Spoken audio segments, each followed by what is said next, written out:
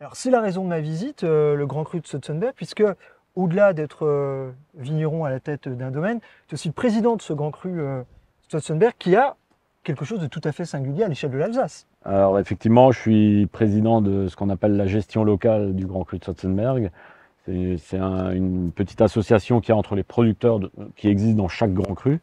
Et je suis président déjà depuis un bon bout de temps, puisque déjà en 2004-2005, à l'époque, on avait fait passer le Grand Cru de Stutzenberg en sylvaner, chose qui est unique en son genre, puisque le sylvaner n'a pas la possibilité d'être Grand Cru sur les autres Grands Crus. Oui, parce que pour recontextualiser, en Alsace, on a cette notion de cépage dit noble sur laquelle on peut discuter. Hein. Ces cépages dits nobles, c'est oui.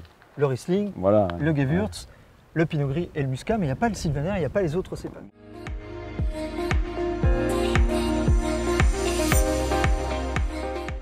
À la reconstruction des vignes après le phylloxéra, des vignobles je veux dire, après le phylloxéra, il y a eu des choix de cépages plus qualitatifs, soi-disant, parce qu'ils produisaient moins à l'époque que d'autres. Aujourd'hui, on arrive à produire plus sur ces cépages qui sont devenus nobles que les cépages non nobles. Donc en fait, on a inversé un peu les choses.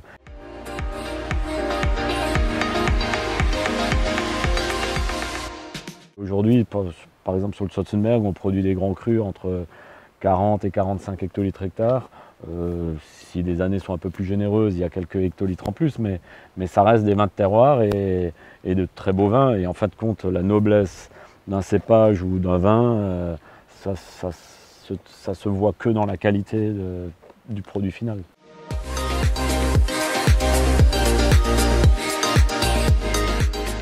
C'était une assurance récolte pour le producteur, puisqu'il pouvait produire de très grosses quantités à une époque où d'autres cépages plus soumis à des problèmes climatiques tels le froid pendant la floraison sur le Gewürztraminer par exemple, donc le Gewürztraminer produisait moins. Aujourd'hui, enfin depuis 20-30 ans, globalement tous les cépages peuvent produire plus ou moins la même chose. Et si on conduit bien sa vigne, on peut encore mieux limiter les rendements pour en faire des superbes vins de terroir. Le sylvaner, historiquement, en plus, c'est un cépage très implanté, particulièrement dans votre région, dans le Bas-Rhin. Je crois même savoir que il représentait 50% des surfaces plantées il n'y a pas si longtemps que ça.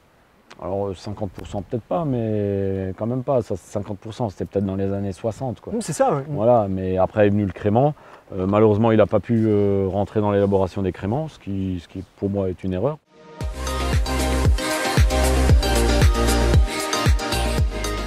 Aujourd'hui, il représente moins de 1500 hectares, donc moins de 10% je crois, du vignoble alsacien. Et finalement, aujourd'hui, grâce à des terroirs un peu comme Stutzenberg ou peut-être d'autres terroirs qui ne sont pas classés Grand Cru, on arrive quand même à faire de très beaux sylvaners et les gens sont très intéressés par ces vins-là.